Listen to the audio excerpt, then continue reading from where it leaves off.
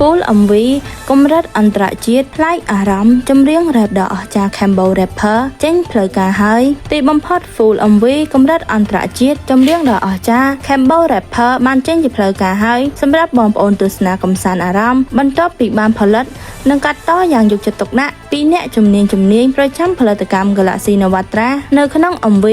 ចម្រៀង Cambo Rapper ផងដែរគឺមានលក្ខណៈពិសេសជាច្រើនមិនត្រឹមតែមានគ្រូបង្វឹកចំនួន4រូបដែលមានទេពកោសល្យខាងផ្នែកចម្រៀងរាប់ឆ្នាំបានពួតដៃគ្នាច្រៀងក្នុងបទចម្រៀងតែមួយប៉ុណ្ណោះទេសូម្បីតែអត្ថន័យនៅក្នុងបទចម្រៀងនេះក៏បញ្ជាក់គ្រប់យ៉ាងពីការចូលរួមនិងការផ្ដល់ប្រយោជន៍យ៉ាងច្រើនដែលតម្រង់ផ្លូវរបស់បេក្ខជនដែលមានបំណងចង់ក្លាយទៅជាតារាចម្រៀង rap អាជីពយ៉ាងពិតប្រាកដពីកម្មវិធីប្រឡងចម្រៀង Cambo Rapper អ្វីដែលកាន់តែអស្ចារ្យនៅក្នុង MV ចម្រៀង Cambo Rapper ទាំងបច្ចេកទេសថតប្លង់និងរូបភាពមើលទៅត្រជាក់ភ្នែកចម្លែកអារម្មណ៍ជាពិសេសការសម្ដែងនិងការច្រៀងរបស់គ្រូបង្វឹកទាំង4រូបខាងលើ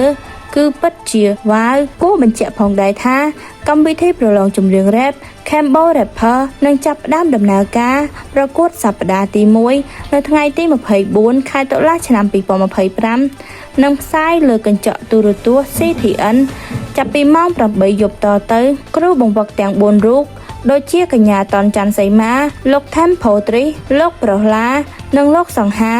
នឹងចាប់ផ្ដើមបេសកកម្មជ្រើសរើសបេក្ខជនដែលខ្លួនស្រឡាញ់ពេញចិត្តដើម្បីយកមកដុសខាត់សមត្ថភាពបន្ថែមដើម្បីក្លាយទៅជាតារាចម្រៀង rap អាជីពតោះទៅទស្សនា Full MV